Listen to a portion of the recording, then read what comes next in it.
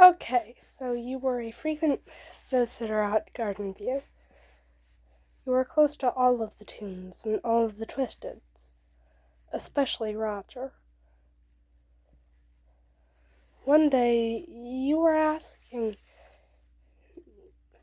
Glisten and Toodles about things Rodger likes. So you asked, "Hey, Gliss, do you know what Rodger's into? I know he's into, detective stories, but aside from that, I don't really know." And Toodles quietly butts in and says, "Well, he's into you." You are incredibly confused because you don't understand anything related to flirting. So you assume that she just means that he likes the fact that you're able to be his friend, even though he's a Toon. Then Glisten says, "Toodles, no, we don't bring that up. He doesn't want them to know."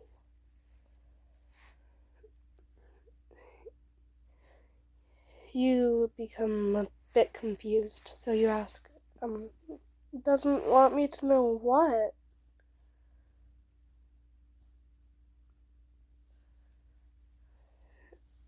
And then Toodles says, "Oh, Rodger just doesn't want you to know that he's had a crush on you for quite a while." Then she says, "Look, Glisten, you made that promise to him, not me." After a while, and you go ask Rodger about it. So you say, "Hey, Rodger?" He immediately perks up and responds, "What's up, listener? It's been a while." Then you only respond, "It has indeed. I have a question. I was asking Toodles and Glisten about things you like. Toodles said that you like me." I ended up asking first what she meant. "She said that you have a crush on me? Is this true?" Then Rodger immediately flushes and says, "Don't believe a word that child says. She just wants to see some drama. Do not take what she says seriously." You seem a little disappointed, so he asks, "Listener, what's wrong?" Then you say, in a quiet and slightly sad tone, "Nothing. See you later, Rodger." And then when you turn away to leave, as you're starting off to leave, he grabs your hand and says, "Look, I may seem cold at times, but I care. Don't ever think that I don't. Okay? And sometimes don't believe what I say either. Okay?" Then you realize that was him admitting that he liked you back. You just didn't have the guts you actually say it. So you smile and hug him and say, "You could have just told me, idiot." And he's surprised because you caught on quick and you didn't seem upset. Then he says, why aren't you upset?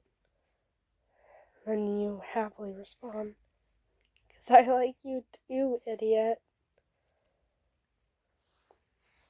And his face goes bright red. And he gently nuzzles into your shoulder.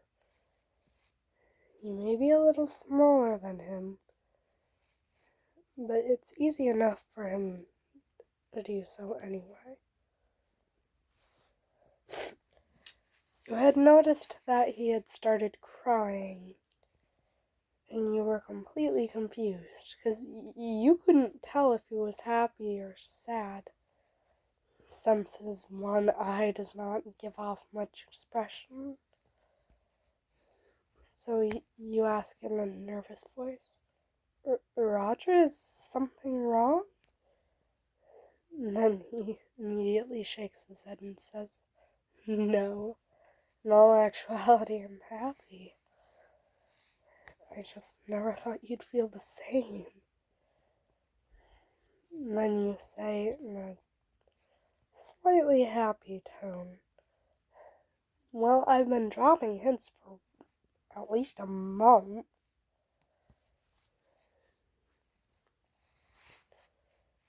But I know you're not good on picking up emotional cues, so shouldn't be surprised. After a while of you and him dating, and since you were about 16, you were still in school, and your class goes to Garden View for a field trip of sorts.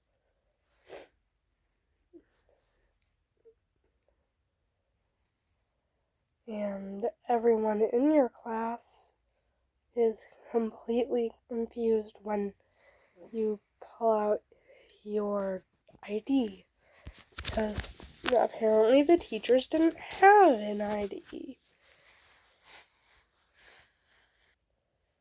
However, when you happened to see Rodger, since no one knew that you were dating him or that you were a volunteer there, they were completely confused when you ran straight up to him and hugged him tight. And then Rodger says, "Oh, hey, sweetie. Isn't it school time?" You nod happily, but then point to your classmates and say, "Yeah, of course it is. It's barely even noon. We're having a class trip. And I am so glad it's here." He's clearly pleased about this, as he gently picks you up and kisses you. You smile and kiss back. Your whole class, plus the couple of teachers that came with you, are completely confused. Then your main teacher asks, "Listener, what? What's going on?" Since Roger knows you don't really like speaking, not to most adults anyway, he calmly says, "Well, Listener here is my romantic partner of sorts, and one of the best volunteers, if not the best volunteer that we have. Before they could volunteer, They were a common visitor, so they know everyone here by heart, and they're friends with everyone. You smile because you're glad that he remembered that you despise speaking up in front of people. And then your teacher looks at you in confusion and asks, "Listener, you're dating a tune?" Then you happily nod and say, "Yeah, best decision I've ever made, actually." Then another one of your teachers says, "But listener, you're a straight A student. How do you have time for a relationship?" Then Roger responds to that question instead of having you respond to it. And he says, "To be honest, it actually helps them focus. And occasionally I help them memorize their facts." And then he asks you, "Listener, sweetie, which of them happen to be the ones who have been bullying you?" You point to a group of 3. 2 girls and a boy. You casually say, those 3. It's not that bad. Don't worry." And then he says in an irritated tone, "Darling, you have come home with 5-inch gashes across your chest, stomach, and back. Quite frequently from those fools, for lack of better terms." Then you calmly say, "I know. It's fine. I'm okay." Then Roger says, "We should just let Twisted Dandy handle them." Then you say in a frantic voice, No. No. We are not letting the one-shot kill dude handle children. Especially ones that stupid. They wouldn't know how to react." The most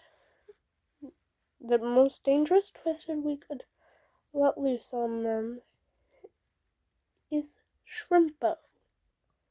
He has a brick. His ability is bully. He can handle it.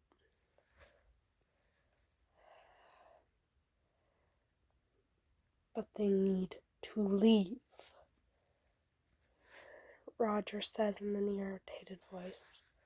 And you say, "Roger, hon, it's fine. Don't worry." Then Roger says, I know. I may not agree that it's fine, but I know you hate it when I worry. Love you, sweetie." And you happily respond, "Love you too, Roger."